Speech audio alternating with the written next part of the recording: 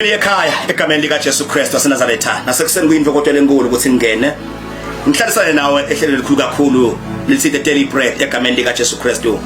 Ngumprofeti wakho lo, ngumprofeti ngifila amadimoni egameni lenkosi. Nasekuseni mbukele ekhaya ngithi angisho amagama ngithi khona uNkulunkulu.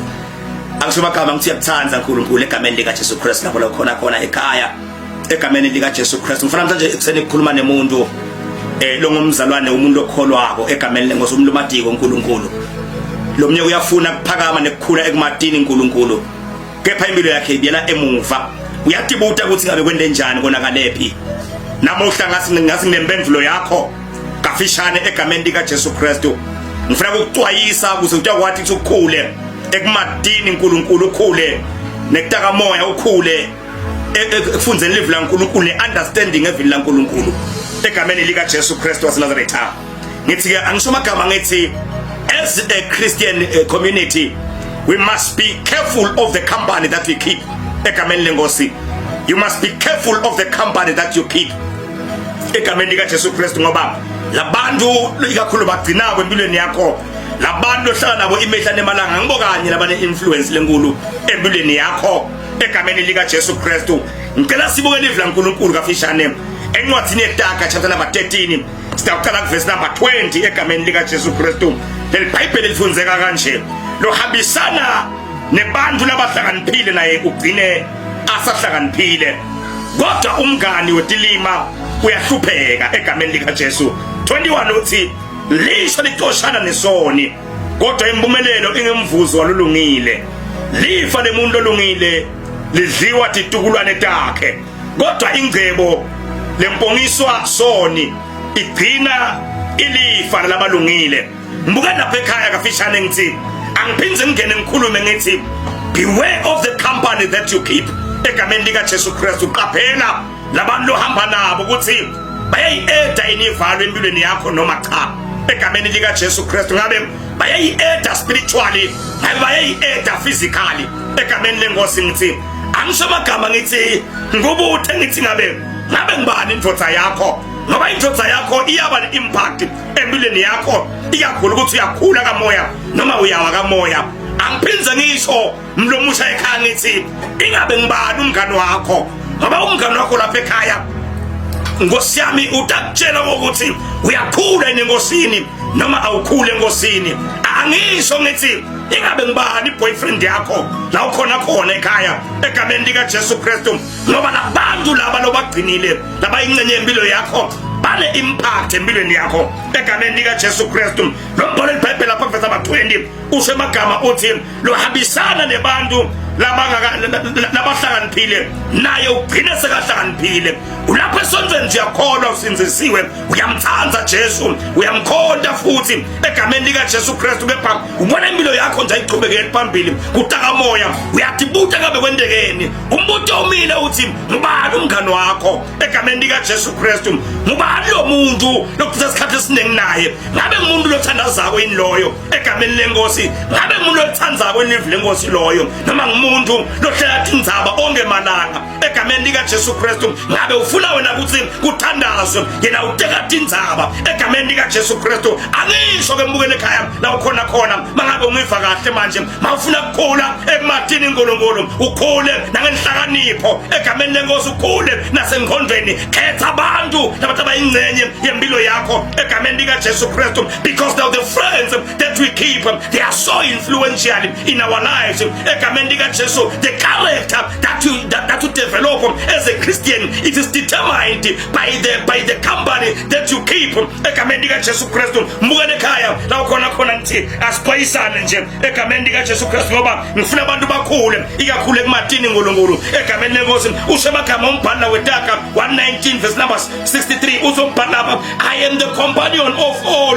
who fear you egameni lika Jesu Kristu. Uthi I am the companion of all who fear you, of those who keep your precepts. Egameni lenkosi mangabe utaba ngumngani wemuntu ongamesabi uNkulunkulu, automatically nawe utawufanana naye. Mawuthi ukholwa ube nemngani loyingqobabane, utaba ingqobabane nawe egameni lenkosi. Mawutaba ngumngani nemuntu longalala ekhaya egameni lenkosi, automatically uta-influence impilo yakho. Ngisangibude nasekuseni ngithi ngubani umngani wakho, ngubani lo muntu lokuchitha isikhathi naye egameni likaJesu Kristu. Angiphindze ngisho kepha bukhona ubudlelwane bekukhanya nebumnyama na egameni lenkosi. Angisho ngithi makuvela kukhanya kepha bumnyama buyabaleka, kungavela bumnyama kukhanya kuyabaleka. Angisho mbukele ekhaya namhla impilo yakho nje ibiyele emuva, ubona ukuthi ubhekephi nekukholwa, awubona ubhekephi nempilo. Nkosi yami ibhizinisi yayiqala ayiqhubekele phambili. Ngithi ndzaba ngibani umngani wakho? Ngumuntu business minded yini? Ngoba mawusoma business hlala nabo soma business batho wathi bakukhokhele ukuthi ibhizinisi itahamba kanjani. Makabe nje umuntu okhuthele asuba ngomngani welivila egameni lenkosi, because livila will always influence your life. Ngebuvila livila will never motivate you, it will never encourage you egameni lenkosi. La ukhona khona mbukele ekhaya impilo yakho kamoya imenza wonye ayiqhubekele phambili. Lo mbuto omile uthi ngubani umngani wakho egameni likaJesu Kristu waseNazaretha. Ufuna ukuthandaza, ufuna kuzila, yena akafuni lokho. Yena ufuna kwegitara egameni lenkosi, yena uteka tindzaba tabo boyfriend egameni lenkosi. Asengisho amagama ngithi mangabe unemngani longathandzi uNkulunkulu, mangabe unemngani longathandzi kuyesondweni, mangabe unemngani longathandi kuthandaza, mangabe unemngani longathandi kuzila kudla, ngithi mawunenombolo yakhe ecingweni lakhe njengamanje lo ungiva kahle, ngithi delete it egameni lenkosi, ngoba usoze wakhula ekumathini uNkulunkulu ngebantu abanjalo egameni likaJesu Kristu waseNazaretha. Angiphindze mbukele ekhaya ngisho ngokuthi uyakuthanda uNkulunkulu egameni likaJesu Kristu waseNazaretha. Now khona mbukele ekhaya, the company that you keep egameni lenkosi ine impact empilweni yakho egameni likaJesu, for good and for bad egameni likaJesu Kristu. Mangabe unemngani nje lomthandza uNkulunkulu, nawe utawukhuthateka ugcina umthandza uNkulunkulu egameni likaJesu waseNazaretha. Ngithi angiphindze ngisho lapha ekhaya khona ngithi vuka phasi udecide ukuthi labangani abangakholwa ngisabadzinga empilweni yami egameni likaJesu Kristu. Unemngani ongathandi isikolwa kepha wena uyafunza egameni lenkosi. La ukhona lo musha ekhaya ungiva kahle, ngithi lahla umngani longafunzi ube ufunza, lahla umngani ozona isikolwa ube wena usithandza isikolwa, utayi-impacta impilo yakho egameni likaJesu Kristu waseNazaretha. Ngoba tingikhono umuntu la influencer khona impilo yakho, either influencer for good or either influencer for bad egameni likaJesu Kristu. Ngiyamthandza umngani utawu influencer impilo yakho, I influence for good egameni lenkosi. Ngithike mukela ekhala khona aso decide manje uthi enough is enough.